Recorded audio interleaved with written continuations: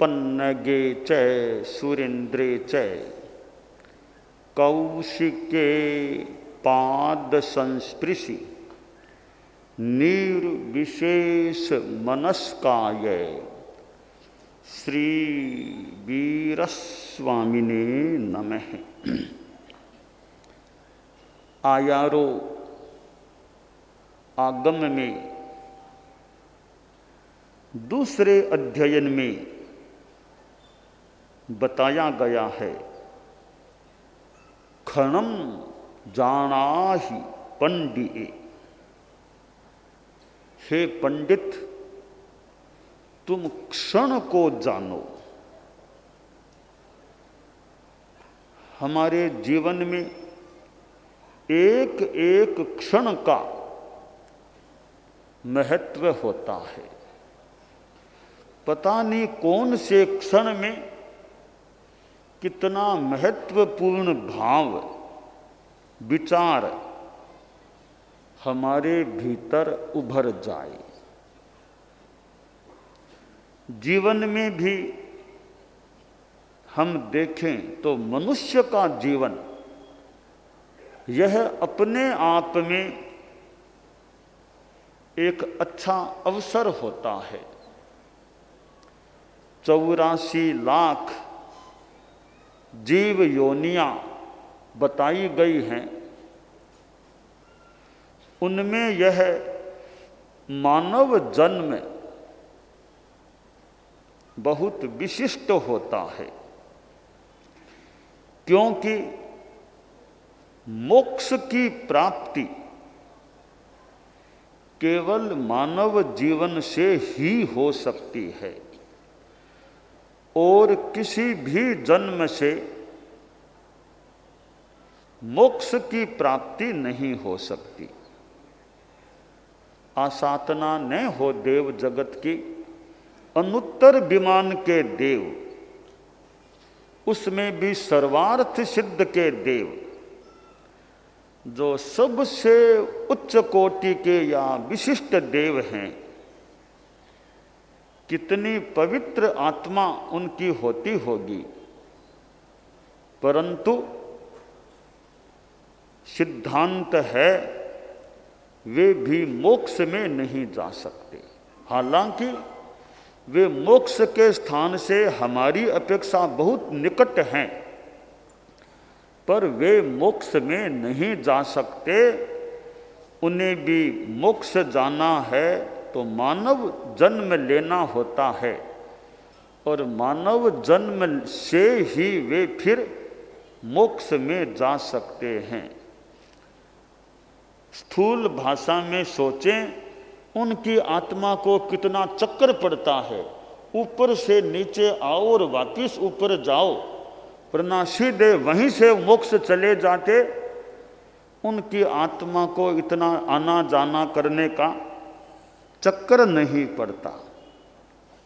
चक्कर भले पड़ो, पर मोक्ष में जाने का gate of salvation, gate of moksha is human life. यह मनुष्य जीवन मोक्ष का द्वार है, तो इसी में से प्रवेश मिल सकेगा।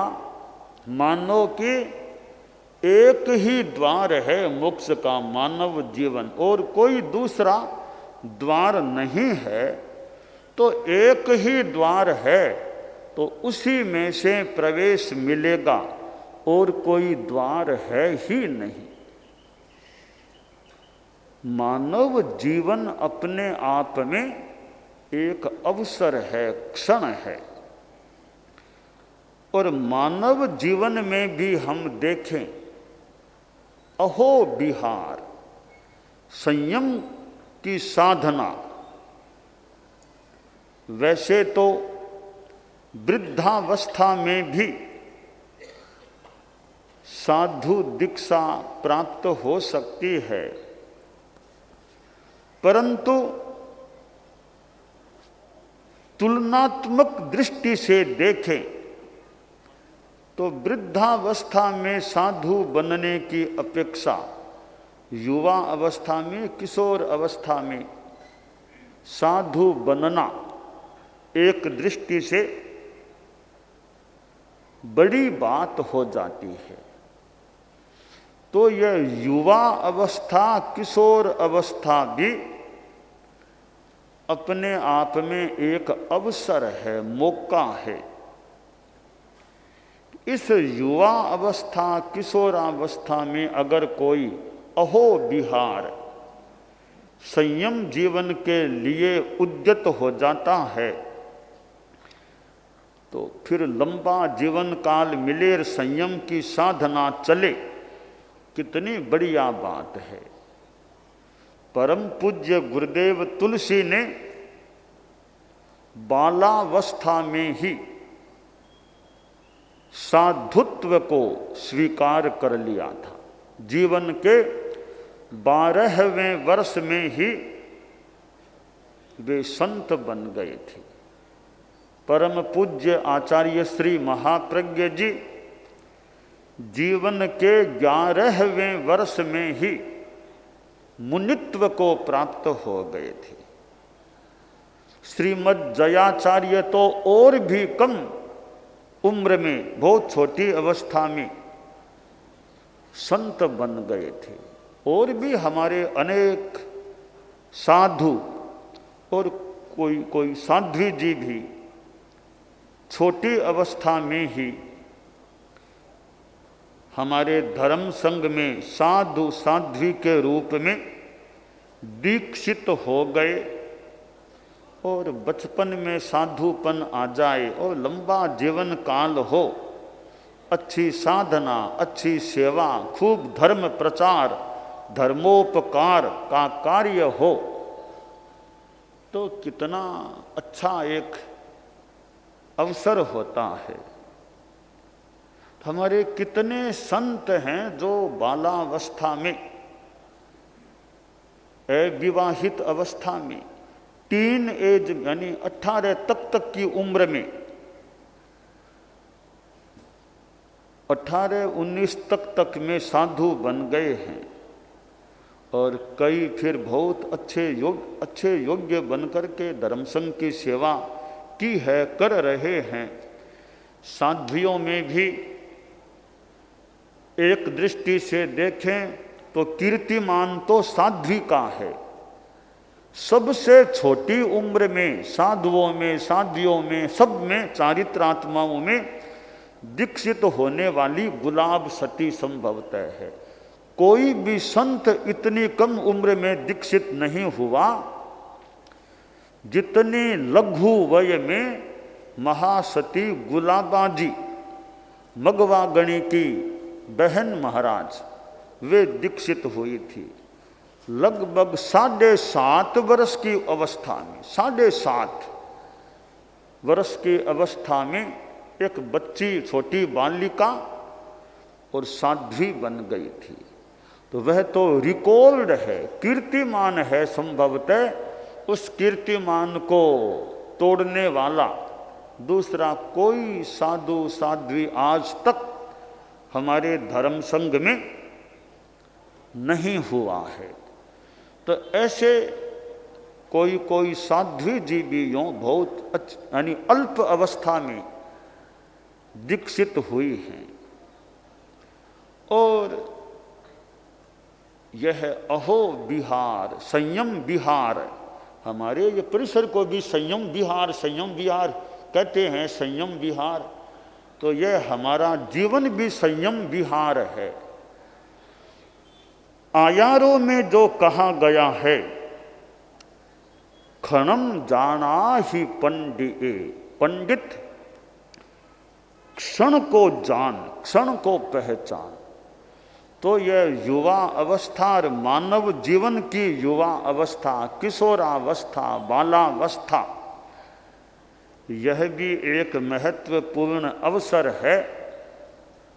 इसमें कोई अहो विहार के लिए उद्यत हो जाए, बहुत अच्छी बात है। यहाँ हम देख रहे हैं तपस्या का तो मानो विहार या संयम विहार भी है, और कुछ अंशों में तपो विहार सा मानो। कुटीरों में कभी किसी के पालना, कभी किसी के पालना। और ये महावीर समव शरण, जहाँ कितने तपस्या के प्रत्याख्यान लिए जा रहे हैं, और वहाँ उधर भी हमारे वहाँ प्रवास स्थल के आसपास भी कितने कितने लोग तपस्या का प्रत्याख्यान लेते हैं। धन्य है तपस्या करने वालों को, जो लंबी लंबी तपस्या करते हैं। और अच्छा, ये चतुर्मास का मानो लाभ उठाना है, तपस्या करना, तपस्या की प्रेरणा देने वाले भी अच्छा एक प्रेरणा दे दे करके भी किसी का भाव चढ़ा देते हैं। तो यह तपो विहार, इधर संयम विहार तो नाम है ही, संयम के साथ मानो तपो विहार। और कितने लोग उपासना का लाभ, यानी बाहर से आए हुए कितने लोग यहाँ मानो जमे हुए हैं, उपासना अपना समय चतुर्मास का यहाँ बिता रहे हैं। और कई कई तो छोटी उम्र के लंबे काल तक यहाँ रह करके सेवा करते हैं। उनके बिजनेस, धंधा, लेन देन पता नहीं कैसे क्या होता होगा, करते होंगे। महीनों महीनों यहाँ गुरुकुलवास में लोग छोटी उम्र में, यानी भाई वृद्ध अवस्था नहीं है तो भी यूँ सेवा में रह जाते हैं। तो ये अच्छी बात है भी, इतना समय सेवा में लगाना, धर्म के माहौल में एक रहने का मौका मिलता है। और व्यवस्था करने वालों का भी मानो किसी रूप में सहयोग है। व्यवस्था समिति, व्यवस्था करने वाले, वो सेवा उपासना करने वालों को कुछ आवास आदि की सुविधा मिल जाती है, तो सेवा करने वालों के लिए सुविधा हो जाती है। तो चतुर्मास के समय में यह चतुर्मास भी क्षण है। आयारों में कहा गया है, क्षणम जाना ही पंडिये, क्षण को जान पंडित।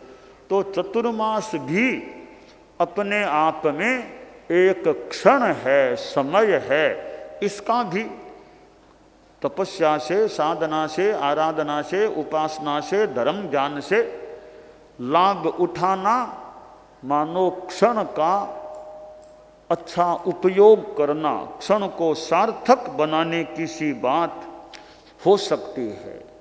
तो यह चतुर्मास फिर सूरत में गुरुकुलवास का चतुर्मास, इतनी चारित्रात्माएं एक साथ उपलब्ध हैं। ऐसे मौके भी कभी कभी आते होंगे कि एक साथ चतुर्मास में इतनी चारित्रात्माओं का उपलब्ध होना, इतनी चारित्रात्माओं के दर्शन का मौका मिलना एक विशिष्ट बात हो जाती है। तो हमारे जीवन में हम क्षण का मूल्यांकन करें। शरीर की सक्षमता है, इंद्रियों की सक्षमता है, यह भी एक अवसर है। शरीर जब तक सक्षम रहे तब तक आदमी को जो धर्म, अध्यात्म की साधना, आध्यात्मिक सेवा करनी हो वह कर लेनी चाहिए, जब तक शरीर सक्षम है। बाद में पता नहीं शरीर में कब कौन सी अक्षमता लग जाए, शुरू हो जाए। इसलिए यह बुढ़ापा हावी न हो, व्याधियां शरीर में न बढ़ें और इंद्रियां अक्षीण रहें, तब तक आदमी को अच्छा पराक्रम, पुरुषार्थ अपने जीवन में कर लेना चाहिए। और द्रव्य, क्षेत्र, काल, भाव की अनुकूलता हो तब जो करना हो कर लेना चाहिए। तपस्या की भी कि चतुर्मास में अनुकूलता, बाद में साधु साधियों के फिर तो बिहार और मान लो हो जाएं कईयों के, चतुर्मास में तपस्या कर लें तो लंबी लंबी तपस्या चारित्रात्माएं भी चतुर्मास में करते हैं, तो मानो इस क्षण का वे लाभ उठाने का प्रयास कर रहे हैं। तो आयारों में जो एक निर्देश दिया गया है कि हे पंडित, तू क्षण को जान, क्षणम जाना ही पंडिये, कि तू समझदार है, पंडित है, समझदार है, तो समझदार को तो इशारा भी काफी है, तुम समझ से काम कर और समय का अंकन कर, मूल्यांकन कर और समय को सार्थक बनाने का प्रयास कर। समय तो हम सबको मिलता है, एक दिनांक में 24 घंटे हम सबको आमतौर से मिलते हैं। अब उन 24 घंटों का हम क्या उपयोग करते हैं, यह बस चिंतन की, ध्यान देने की बात है। 24 घंटों में आप लोग गृहस्थ हैं और जो बिजनेस, धंधा, उद्योग, कोई सर्विस करने वाला, जॉब करने वाला, ये कार्य भी आपके सामने हो सकते हैं। इन कार्यों में रहते हुए भी कुछ समय धर्म के साधना के संदर्भ में निकालना, धर्म साधना के संदर्भ में निकालना। आगे धंधो, पाछे धंधो, धंधा माही धंधो, धंधा मास्यों समय निकाले वो साहिब को बंदो। कि धंधों में से भी समय निकाल लेना वो विशेष बात होती है। शनिवार की सामायिक की बात कि शाम को, शनिवार को 7 से 8 के बीच सामायिक, तो मैं कई बार देखता हूँ, देखने में आ जाता है कि शनिवार को लोग मानो सजगता से कई लोग सामायिक करते हैं शाम के समय, और थोड़ी भीड़ सी भी कई बार हो जाती है सामायिक करने वालों की। तो बहुत अच्छी बात है, अभी सप्ताह में एक दिन सामूहिक रूप में एक समय पर सामायिक हो जाए। तो अब ये इतनी मुख्य वस्त्रिकाएँ दिख रही है, इधर प्रवचन साथ में सामायिक, दोनों लाभ हो जाते हैं। उपवास के साथ पौषध और प्रवचन के साथ सामायिक, दोनों का योग बन जाता है। समय मानो और ज्यादा सार्थक बन जाता है। तो क्षणम जाना ही पंडिये है, यह प्रवचन सुननार सामायिक कर लेना, यह भी क्षण को मानो सार्थक बनाने का एक प्रयास होता है। महामना भगवान महावीर के तो खैर क्या बात करें, कैसे उन्होंने प्रव्रज्ञा ग्रहण कर ली। युवा अवस्था में अहो बिहार, संयम बिहार में रमण करने लगे। वे तो दुनिया के मानो परम एक महान पुरुष थे। हम आचार्य भिक्षु को देखें कि युवा अवस्था में मुनि बने, कोई योग की बात है। भगवान महावीर और आचार्य भिक्षु में अनेक बातों की समानता है।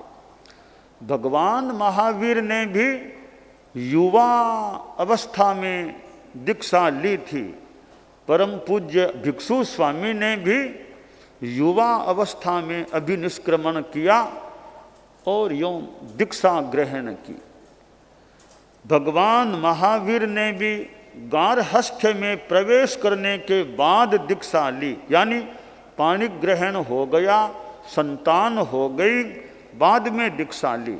तो आचार्य भिक्षु ने भी मानो भगवान महावीर का अनुगमन कर लिया कि पाणी ग्रहण हुआ, संतान हुई, और बाद में उन्होंने दीक्षा ग्रहण की।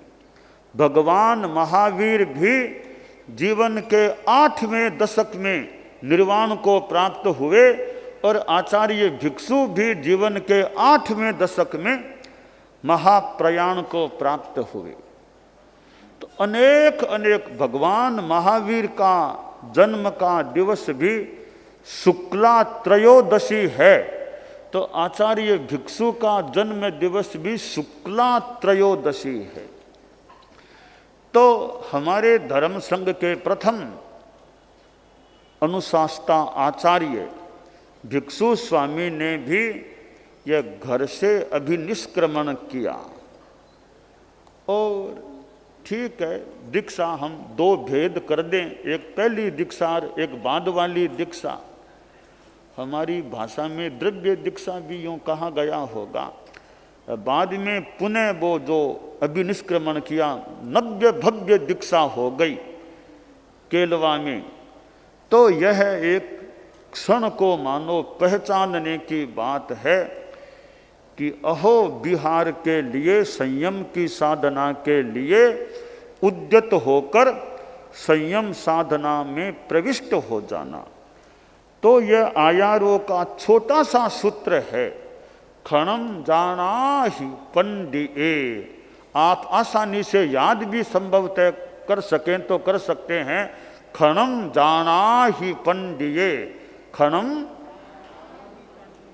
क्षणम जाना ही पंडिये। पंडित तू क्षण को जान। तो हम सभी क्षण का, अवसर का धार्मिक आध्यात्मिक लाभ उठाने का प्रयास करें, यह काम्य है।